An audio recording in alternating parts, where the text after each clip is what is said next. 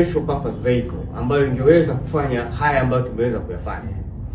Waandishi ambao ndio mnawataarifu umma, hamjawahi kuzungumzia kwenye transformation hii ambayo Simba iliingia na mwekezaji kwa kipindi cha kutokea mwaka 2017 mpaka 2025, kutoka kwenye timu ambayo ilikuwa unranked mpaka kuja kuwa ranked namba 5.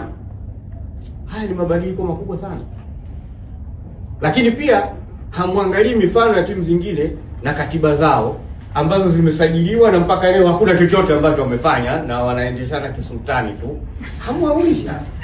Sasa sisi tunachoweza kuahidi kwamba tutatoa mashirikiano ya kutosha kwa umma kuelewa sasa hivi mwenyekiti wa bodi atakuwa ni nani na anatokaje.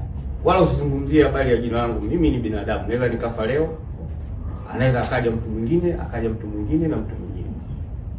Wala tuna ugomvi. Kwanza kwenye kikao sisi tunapokaa huwa wala tuangalie nani ametoka wapi. Na hakuna mwenye mamlaka, kwa sababu pale hatufanyi wrestling. Maana ingekuwa kama tunaenda kwenye mieleka kweli, ingesema mtu kama Magoli mimi nakabiliana naye. Lakini pale tunazungumzia hoja. Zinakuja hoja ambazo zimeandaliwa kutoka kwenye management na zingine ambazo zimetoka kwenye kamati zetu mbalimbali.